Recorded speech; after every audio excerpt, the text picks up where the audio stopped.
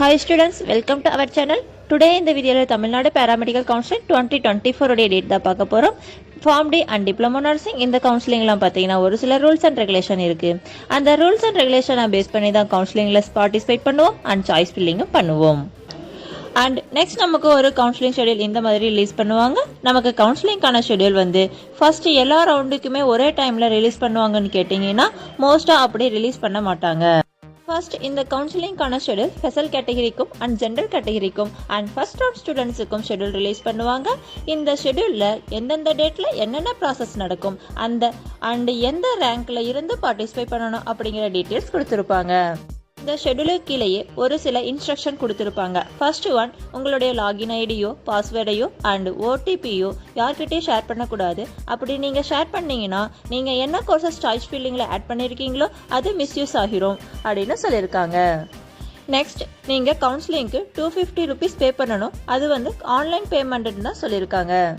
Next, Pharm D, diploma nursing அப்படி etcetera இந்த மாதிரி எந்த கோர்சஸாக இருக்கட்டும் சாய்ஸ் ஃபில்லிங்கிறது மோஸ்ட் இம்பார்ட்டன்ட். நீங்கள் சாய்ஸ் ஃபில்லிங் எப்படி கரெக்டாக பண்ணுறீங்களோ அதுக்கு ஏற்ற மாதிரி தான் உங்களுக்கு ஷீட் அலாட் ஆகும்.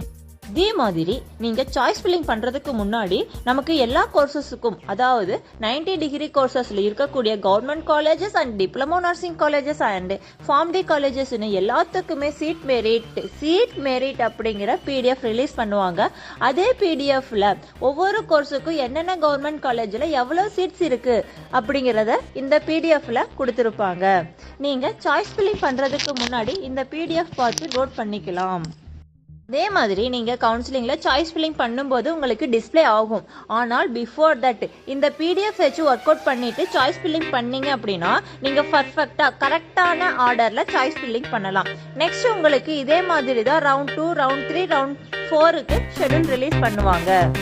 இதுல ரொம்ப முக்கியம் என்னன்னு பாத்தீங்கன்னா, ஃபார் எக்ஸாம்பிள் சொல்றேன், நீங்க ஃபர்ஸ்ட் ரவுண்ட்ல பார்ட்டிசிபேட் பண்ணிருக்கீங்க, செகண்ட் ரவுண்ட்லயும் பார்ட்டிசிபேட் பண்ணி உங்களுக்கு ஒரு கோர்ஸ்ல ஒரு சீட் கிடைச்சிருச்சு அப்படின்னா நீங்க அந்த காலேஜ்ல போய் ஜாயின் பண்ணல, அதாவது காலேஜ்ல சீட் கன்ஃபார்ம் பண்ணல அப்படின்னா நீங்க அதுக்கு அடுத்து வரக்கூடிய எந்த ரவுண்ட்லயுமே நீங்க பார்ட்டிசிபேட் பண்ண முடியாது. ஸ்டூடெண்ட்ஸ், அதனால நீங்க என்ன பண்ணணும் அப்படின்னா, ஃபர்ஸ்ட் எந்த காலேஜ்ல எந்த கோர்ஸ் கிடைச்சிருக்கோ, உங்களுக்கு பிடிச்சிருக்கோ பிடிக்கலையோ நீங்க அந்த காலேஜ்ல போய் ரிப்போர்ட் பண்ணிடணும். ஃபர்ஸ்ட் கிடைச்ச காலேஜ்ல ரிப்போர்ட் பண்ணா மட்டும்தான் நெக்ஸ்ட் ரவுண்ட்ல கலந்துக்க முடியும்.